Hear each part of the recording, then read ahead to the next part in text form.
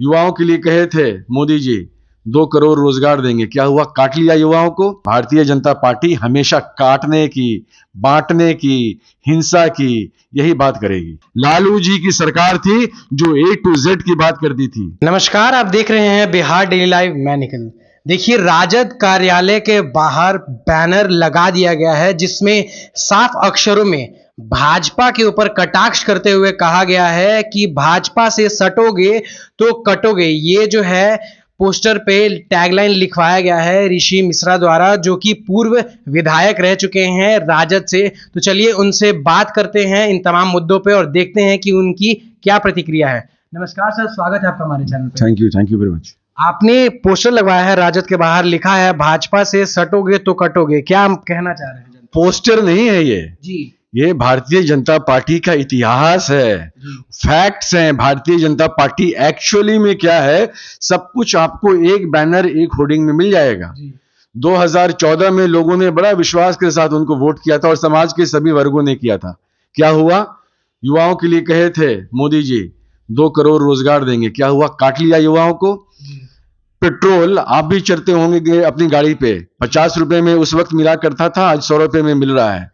सब्जियां महंगी हो गई हैं, अनाज महंगा हो गया है, शिक्षा महंगा हो गया है, चलना फिरना लोगों की महंगी हो चुकी है।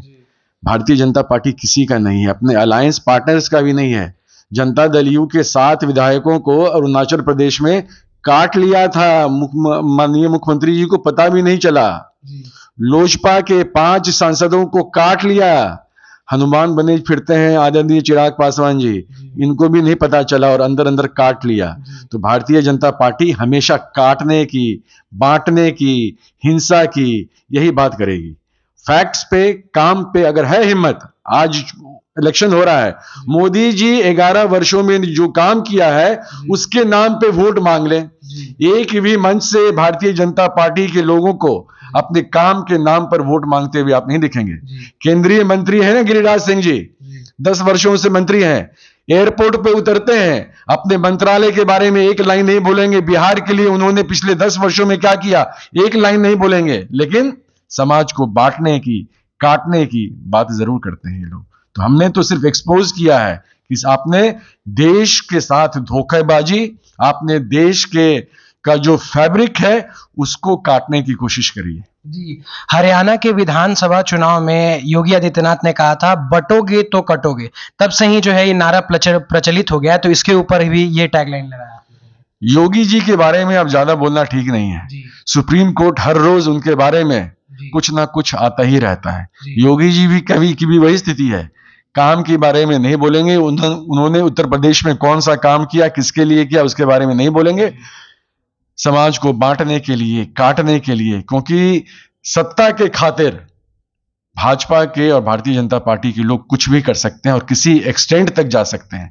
उसी से मैं लोगों को आगाह करना चाहता हूं कि समाज का कोई वर्ग ऐसा नहीं है।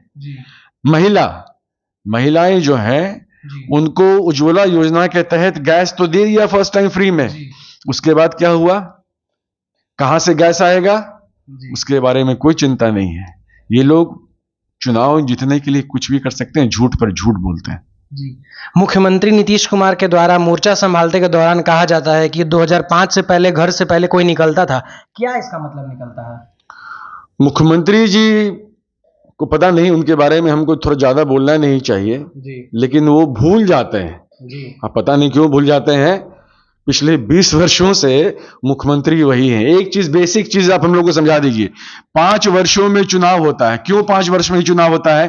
क्योंकि 5 वर्ष में जो सरकार होती है वो अपने काम के नाम पे, ऑपोजिशन जो होता है उसके विरुद्ध, अपने मुद्दों के विरुद्ध के लिए जनता के बीच जाती है। आप 20 साल से बिहार में सरकार में हैं, आप काम को लेके जाइए, लेकिन है क्या, काम तो इनके पास है नहीं। क्या बोलेंगे?